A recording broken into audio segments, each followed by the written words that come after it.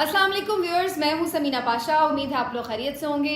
Viewers, आप लोगों की तरफ से बार बार ये इजहार किया जाता रहा है कि कराची में जिस तरह से एक बड़े पैमाने पर धांधली हुई है और जिस तरह से मैंडेट चुराया गया है, उसके ऊपर उस तरह से मीडिया में बात नहीं हुई। ज़्यादा फोकस इस्लामाबाद, पिंडी या पंजाब के मुख्तलिफ शहरों की तरफ रहा है। तो आज ख़ास तौर पर इसके ऊपर बात करेंगे जनाब। और ना सिर्फ ये कि नेशनल असम्बली बल्कि प्रोविंशियल असम्बली जो है सिंध असम्बली, उसके ऊपर भी बहुत सारी हमारे सामने शिकायत और क्लेम्स आ रहे हैं पाकिस्तान तहरीक इंसाफ की तरफ से कि उनको जीती हुई नशिस्तें किस तरह से हरवाई गई हैं और वहाँ पर किस तरह से बेनिफिट दिया गया है मुत्तहदा कौमी मूवमेंट को। तो इसी तरह का एक केस आज हमारे सामने है जनाब। मैं बात कर रही हूँ PS 127 की, और ये लियाकताबाद का इलाका बनता है कराची में, और ये काफ़ी ज़ाहिर है एक पॉपुलेटेड एरिया है। और यहाँ पर जो PTI के उम्मीदवार थे वो इरफान जिलानी साहब थे, और उनका दावा ये है कि उन्होंने ये नशिस्त जीत ली है भारी मार्जिन से। फॉर्म 45 100% उनके पास मौजूद हैं, और जो फॉर्म 47 है उसका रिजल्ट कुछ और बता रहा है। उसके मुताबिक MQM के उम्मीदवार को यहाँ से कामयाब करार दिया गया है, लेकिन अब उन्होंने ज़ाहिर इस मामले को चैलेंज कर रखा है इलेक्शन कमीशन में भी। इस वक्त इरफान जिलानी साहब मेरे साथ मौजूद हैं, उनसे इस हवाले से गुफ्तगू भी करेंगे, और मैं ख़ुद भी ज़रा सबूत देखूंगी कि क्या वाकई फॉर्म 45 के मुताबिक उनकी जीत बन रही है या सिर्फ PTI ये क्लेम ही कर रही है। तो उनसे बात भी करते हैं और ज़रा उनके फॉर्म 45 का थोड़ा जायज़ा भी लेते हैं। अस्सलाम वालेकुम जी, वालेकुम अस्सलाम। कैसे हैं आप? खैरियत से हैं? अल्हम्दुलिल्लाह जी, डटे हुए हैं महाज पर? बिल्कुल डटे हुए हैं जी। और जैसा कि हमारे कप्तान ने कहा है, आखिरी गेंद तक जो अच्छा। लड़ेंगे इंशाल्लाह, और पीछा नहीं छोड़ेंगे, घर तक छोड़ के आएंगे झूठों को, अच्छा। चोरों को। मैं आपने जो बात की है कि उनका दावा है, मेरा दावा नहीं है, मैं सबूतों के साथ आपकी खिदमत में यहाँ हाजिर हूँ। ये मेरे हल्के के 100% फॉर्म 45 मेरे हाथ में मौजूद है।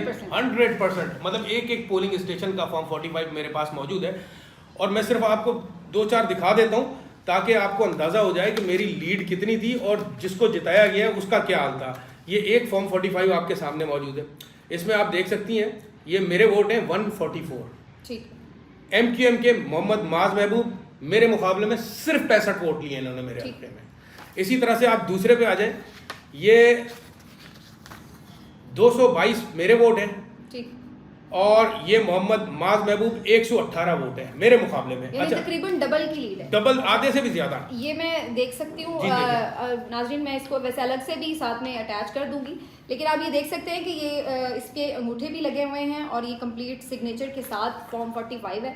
इसमें लीड चेक करें, 116 मेरे वोट हैं और MQM के माज महबूब साहब के 74 वोट है सिर्फ मतलब ये इस तरह की तकरीबन मुख्तलिफ हलकों में अगर देखा जाए तो डबल की इनकी लीड बन रही है। ये रहा 44। ठीक। ये अच्छा, ये बड़ा जबरदस्त नतीजा है। मेरे वोट हैं 143, 143।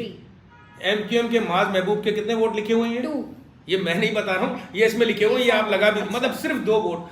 MQM को तबीयत से धोया है हमने नहीं, पाकिस्तानी कौम ने कराची में सफाया कर दिया है। कोई मैंडेट नहीं है MQM का। MQM को बिल्कुल इसी तरह से अशर किया जिस तरह नून लीग का, मतलब जेन्युइनली अगर नेशनल असेंबली की कराची में 22 सीट्स हैं जी, 23 सीटें, 23 सीट्स हैं, और इस लिहाज से प्रोविंशियल असेंबली की कितनी सीट्स बनती हैं? तकरीबन 45 या 46 सीट्स। ठीक है, तो क्योंकि ऑलमोस्ट डबल होती हैं जो नेशनल असेंबली की सीट्स होती हैं। और मैं सिर्फ तो ये 46 सीट्स पे कितने लोग आपके पाकिस्तान तहरीक इंसाफ के जीते हैं?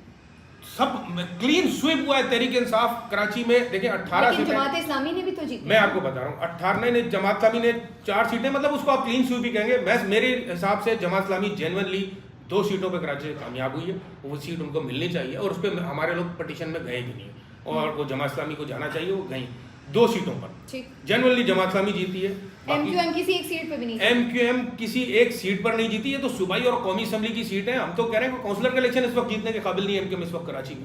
अच्छा, और ये एक और हम हल्के का देख लेते हैं। ये मेरा वोट है पोलिंग स्टेशन में 111 है आपके, और माज महबूब साहब MQM के 36 वोट सिर्फ, मतलब ये डिफरेंस है। मतलब लीड तकरीबन ऑलमोस्ट डबल, अब और किसी जगह डबल से भी ज्यादा। अब इलेक्शन कमीशन ने किया क्या, ये आप देख सकती हैं, ये मेरा रिजल्ट है। कुल मिला के मेरे वोट तकरीबन 16,000 बन रहे हैं इन 45 फॉर्म 45 के मुताबिक। ये कितने पोलिंग स्टेशंस का? ये 157 पोलिंग स्टेशंस का नतीजा है। ठीक है, और मेरे वोट 157 पोलिंग स्टेशंस पर 16,000 के करीब मेरे वोट बन रहे हैं, जबकि 13,000 के करीब जमात इस्लामी के वोट हैं।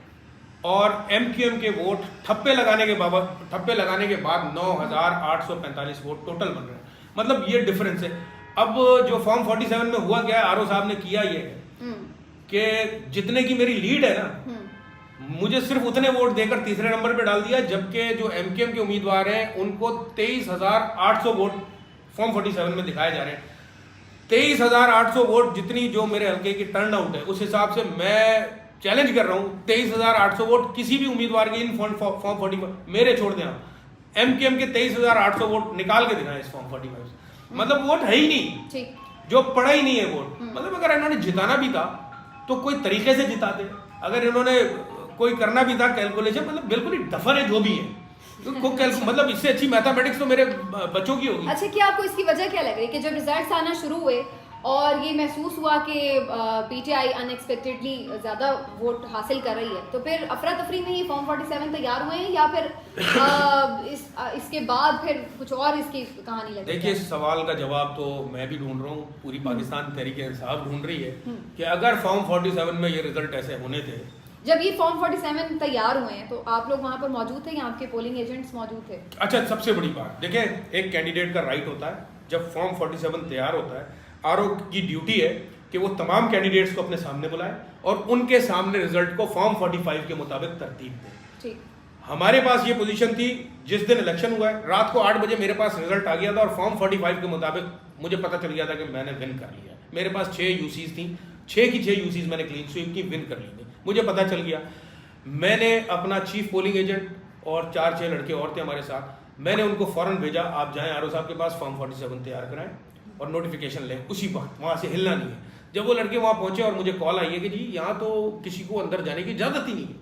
अच्छा, हाँ जी। तो यानी फॉर्म 47 जो तैयार हुआ है उस वक्त आपका कोई पोलिंग एजेंट यहाँ उस वक्त मौजूद नहीं? उसके दूसरे दिन मैं खुद गया हूँ। अच्छा। मेरे MNA पे जो कौमी असम्बली के उम्मीदवार थे मेरे ऊपर, बैरिस्टर उजैर गौरी, उनकी 40,000 की लीड थी और उनकी 40,000 की लीड को फॉर्म 47 में 20,000 की शिकस्त से तब्दील कर दिया गया। मतलब जिस आदमी की लीड 40,000 की थी उसको 20,000 की शिकस्त से MQM के हवाले कर दी गई वो सीट। मैं, मेरे जो कौमी असम्बली के उम्मीदवार है बैरिस्टर उजैर गौरी और दूसरे हल्कों के उम्मीदवार तमाम मिलके हम जब दूसरे दिन पहुंचे कि भाई हम रिजल्ट तो लेंगे, हमारा राइट है कि हम आरओ से मिलें, तो आप यकीन करें मैं अल्लाह को हाजिर नाजिर जान के गवाह बना के कहता हूँ, इलेक्शन डे के बाद, इलेक्शन डे से पहले तो हमारी मुलाकात हो जाती थी आरओ से, इलेक्शन डे के बाद आज तक, आज 8वां-9वां दिन है, मैंने आरओ की शक्ल नहीं देखी है, ना मेरी आरओ से मुलाकात नहीं। क्या वो आ नहीं रहे हैं या अवॉइड कर रहे हैं? नहीं जी, हमें ऑफिस में, आरओ ऑफिस में घुसने की इजाजत किसी उम्मीदवार को। लेकिन वहीं जिस दिन इलेक्शन हुआ मैंने खुद देखा खालिद मकबूल सिद्दीकी साहब और मुस्तफा कमाल साहब अंदर से गाड़ी में से बरामद हुए जिस दिन ये फॉर्म 45 हुए। ठीक है, उसके बाद हमें पर जमात इस्लामी भी आपके साथ है, उनका भी उनके जो कैंडिडेट थे इसमें वो आपके दूसरे नंबर पर थे? जी, दूसरे नंबर पे थे और उन्होंने, मैं उनको सलाम पेश करता हूँ, उन्होंने बाकायदा मेरी, हम उनके दफ्तर गए थे इसी हवाले से और उनसे मुलाकात हुई, उन्होंने बाकायदा इस हल्के में अपनी शिकस्त तस्लीम की। उन्होंने कहा जी बिल्कुल आप यहाँ से जीते हैं और जमात इस्लामी ने और बहुत सारे हल्कों में उन्होंने पूरी हिमायत का ऐलान किया हमें। और जमात इस्लामी ने मुझे यहाँ तक कहा है कि देखिए जी, अगर कोई कहे कि आपके फॉर्म 45 जाली है तो हमें बुला लीजिएगा, हम अदालत में अपने भी फॉर्म 45 लेके आ जाएंगे कि जी हमारे पास भी ये मामला तो आ रहा है अदालतों में, ट्राइब्यूनल्स में, इलेक्शन कमीशन में, तो अब इलेक्शन कमीशन में आपने कर दिया इसको? बिल्कुल जी, इलेक्शन कमीशन में हमने चैलेंज किया हुआ है और इंशाल्लाह 21 तारीख को हियरिंग है और अल्लाह की ज़ात से उम्मीद है कि हमें अगर इंसाफ का अलिफ भी मिल जाए तो हमें कोई इस जीत से। अच्छा, पंजाब में 1-2 लोग ये कह रहे हैं कि उन्हें ऑफर्स आई हैं कि जी आप नून में चले जाएं तो हम आपको आपका जो रिजल्ट है वो दे देंगे। कोई ऑफर आपको भी आई है? जी आई है, बिल्कुल आई है ऑफर। अच्छा, ऑफर हर कैंडिडेट को है। अच्छा। किसी को MQM ज्वाइन करने की ऑफर आई है, किसी को पीपल्स पार्टी ज्वाइन करने की ऑफर आई है, बल्कि एक हमारा तो एक लोटा है एजाज सवाती, जिसको मैं बड़ा नजरियाती आदमी समझता था, उसने बेच दी सीट। तो मेरा बड़ा अच्छा दोस्त था, लेकिन दोस्ती सिर्फ मेरी क्योंकि सियासी वाबस्तगी थी उससे, तो मेरी कोई जाती दोस्ती तो थी नहीं, PTI की वजह से दोस्ती थी। मुझे बड़ा अफसोस हुआ। अच्छा, लेकिन एक तासुर है कि PTI की कराची में उस तरह से तंजीम नहीं है। बहुत सारे लोग कहते हैं कि वहाँ पे वोटर बहुत मौजूद है। हमारी खुद अपनी एंकर पर्सन है जो हमारे चैनल की JNN की, उनसे भी मेरी बात हो रही थी, वो विजिट भी करके आई सर्वेज की। तो अक्सर ये एंकर्स को भी मैंने कहते सुना है कि वहाँ पे वोटर ऑन ग्राउंड मौजूद है लेकिन तंजीम नहीं है और उस तरह से कोई स्ट्रक्चर मौजूद नहीं है PTI का। नहीं, मैं समझता हूँ स्ट्रक्चर भी मौजूद है, तंजीम भी मौजूद है चीज़ें थोड़ी सी अंडरस्टैंड करनी चाहिए। 4 करोड़ की आबादी पाकिस्तान में सिवाय कराची के किसी और शहर की है कि नहीं? बहुत बड़ा, एक पूरा मुल्क बन जाता है इतने लोगों 4 करोड़ की आबादी में मैनेज करना चीज़ों को। मैं ये नहीं ज़रूर कहता हूँ कि इसमें कोताहियाँ हुई हैं, तंजीम से बहुत सारी कोताहियाँ हुई हैं, कुछ गलत फैसले भी हुए होंगे डेफिनेटली, और होते और हैं। वैसे इस हालात में जिनमें इलेक्शन लड़ा तो ज्यादातर तो वैसे ही जो ऊपर के आपकी लीडरशिप थी वो जेलों में थी और कनेक्टेड नहीं है लोगों से। दूसरी चीज़ मैं आपको बताऊँ, देखें मैं ये समझता हूँ सबसे ज़्यादा जो साबित कदम रहे ना, मैं इसलिए नहीं कि मैं कराची से हूँ, लेकिन ये बात माननी पड़ेगी, हकीकत में सबसे ज़्यादा साबित कदम जो है वो कराची की लीडरशिप रही है। जो चले गए वो चले गए, लेकिन जो बचे हुए हैं वो खड़े हुए डट के। फिर नौशाद नकवी साहब इस एज में भी, इस एज में उनको कैंसर है 4th स्टेज पे, और हलीम आदिल शेख साहब, हलीम भाई पिछले 6 महीने से जेल में थे, अभी 3 दिन पहले।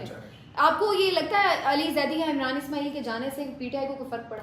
पीटीआई को किसी के जाने से कोई फर्क नहीं पड़ेगा। जिस दिन इमरान खान पीटीआई छोड़ के जाएंगे उसी दिन फर्क पड़ेगा। ठीक है, किसी के जाने से कोई फर्क नहीं पड़ेगा। अब लोग कह रहे हैं कि वो शायद वापस आना चाह रहे हैं, उन्होंने कुछ माजरत भी की है लोगों से, कुछ मजबूरियां भी बताई हैं, तो आपके ख्याल से स्पेस बनती है उनकी? 4.5 महीने मैं भी जेल में था, मजबूरियां मेरी भी बहुत थी, ठीक है जी। मैं भी प्रेस कॉन्फ्रेंस करके घर बैठा होता, लेकिन ठीक है जी, हमने कहा हम गद्दारी नहीं कर सकते खान से। ऑनेस्टली स्पीकिंग मेरी वालदा कह रही थी, जेल में आके कहती रही कि आप जो है वो अभी छोड़ दें, बाद में ज्वाइन कर लीजिएगा पीटीआई।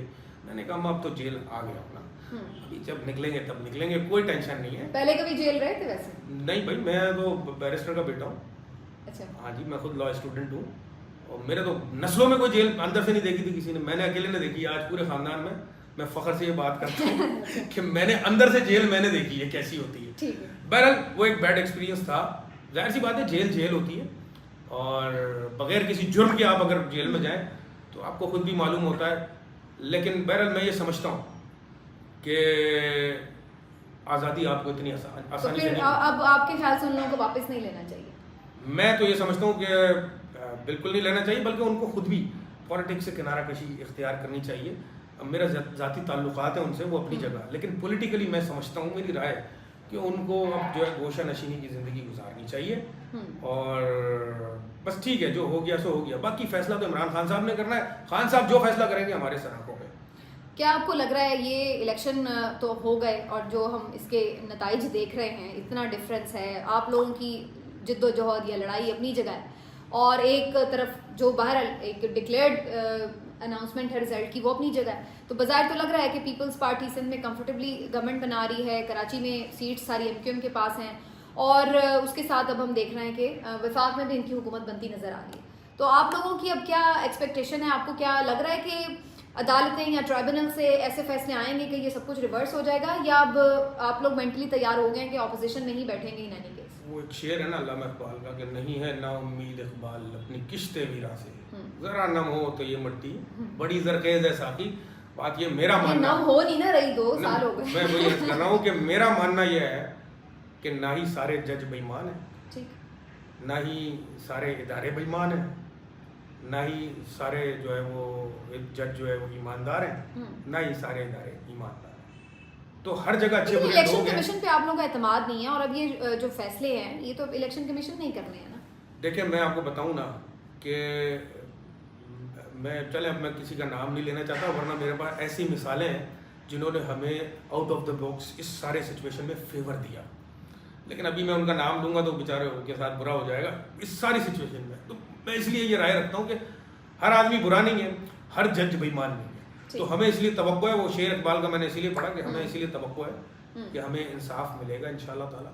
और ये तो वो मतलब अंधे को भी नजर आएगा, ये फॉर्म 45 आपके सामने पड़े, मैंने आपको बता दिया, आप इसमें से कोई सा भी निकाल लें और लीड बता दें अपने व्यूअर्स को, कोई सा भी निकाल के, इतनी मेरी लीड है।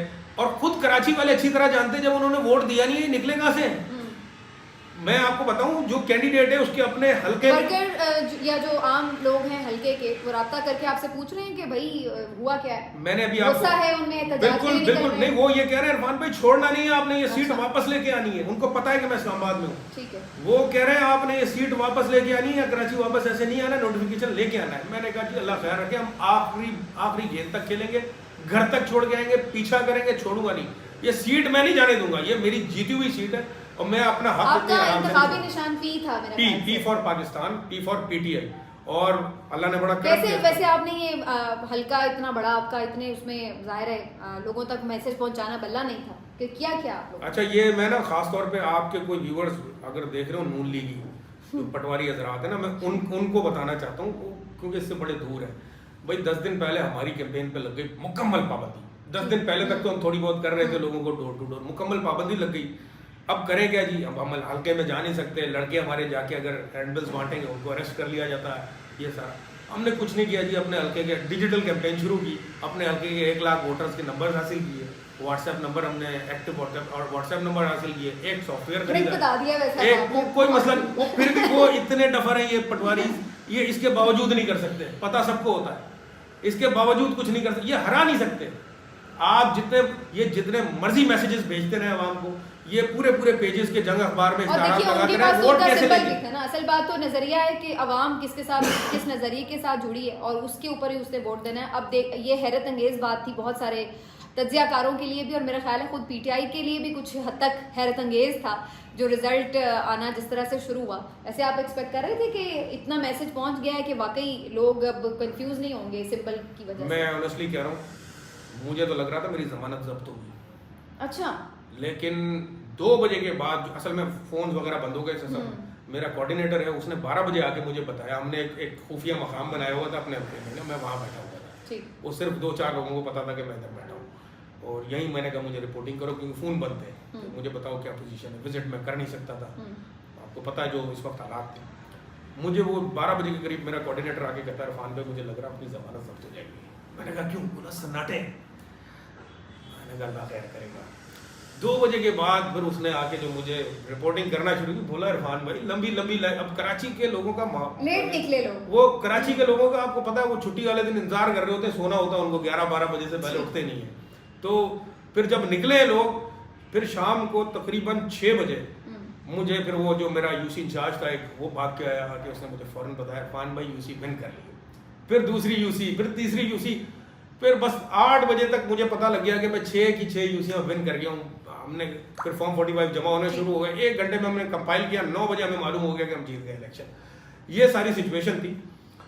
लेकिन सबसे बढ़कर ये है कि देखें, ये जितनी मर्जी कैंपेन कर लें, चाहे नून लीग हो, चाहे पीपल्स पार्टी हो, चाहे एमके हो, आप जितनी मर्जी डिजिटल कैंपेन करके मैसेजेस भेज दें लोगों को, पैगाम पहुंचा दें लोगों को, आप वोट कैसे लेंगे लोगों से? आपने किया क्या है कौम के साथ? कौम को आपने कहां पहुंचा दिया? कौम के बच्चों को आपने कहां पहुंचा दिया? मुल्क की इकोनॉमी को तबाह कर दिया आपने, बेड़ा गर्क कर दिया आपने। अच्छा, लेकिन पीटीआई के ऊपर ये भी बड़ा बहुत पीटीआई के भी कुछ लोग ये बात कर रहे थे कि टिकट सही तौर पे नहीं दिए गए, और बात तो ये भी इल्जाम लगा रहे थे कि पैसे लिए गए टिकट के वजह। तो कराची में जो टिकट की डिस्ट्रीब्यूशन थी उसके ऊपर आपकी क्या राय है? नहीं, मेरा आपने तो भी पैसे दिए थे? नहीं मैंने पैसे नहीं दिए। मैंने सच्ची बात है किसी को कोई पैसे नहीं दिए। पहले भी लड़ते रहे आप तो? पहले मेरा तो तीसरा इलेक्शन है ये। मैं 13 में भी पीटीआई का कैंडिडेट था, बल्ले के निशान पे लड़ा था। 18 में भी पीटीआई का कैंडिडेट था, बल्ले के निशान पे लड़ा था। 23 में भी बल्ले के निशान तो बल्ले का ही मिला था, टिकट मिल गया था। अगर बल्ला चीफ साहब रहने देते तो बल्ले पे ही लड़ता बहरहाल। लेकिन टिकट ठीक मिले थे ओवरऑल? टिकट ओवरऑल 80% 90% मैं समझता हूँ ठीक मिले थे। बाकी 10% हर पार्टी में होता है, रोबोट्स तो है नहीं ना, और वो इतराजात सबके मुख्तलिफ हो सकते हैं। ठीक है, चलिए जी इरफान साहब, थैंक यू सो मच। आपको हम कह सकते हैं कि ऑल द बेस्ट आपके लिए, क्योंकि जो मैंने व्यूअर्स रिजल्ट्स देखे हैं उसके मुताबिक तो वाकईतन इरफान साहब की लीड भी है, और मैं बाकी भी मजीद इनको जो है सर्च कर मैं आपके पास छोड़ के जा रहा हूँ, ये मैं आपके पास छोड़ के जा रहा हूँ फॉर्म 45। ये मेरे पास 100% जो है लियाकताबाद नाज़माबाद के फॉर्म 45 मौजूद है। और अगर इंसाफ मिल जाता है, अगर शर्त है ये, अगर इंसाफ मिल जाता है तो मेरे हल्के के वोटों की जो अमानत है वो इंशाअल्लाह ताला मेरे हल्के की आवाम को मिल जाएगी वापस। ये सीट इमरान खान की है, हम जीत के ये सीट इमरान खान के नाम करेंगे और अपने हल्के के वोटरों के साथ इंशाअल्लाह ताला डट के खड़े। चलिए, बहुत शुक्रिया आपका इरफान साहब। व्यूअर्स, इस व्लॉग से इतना ही।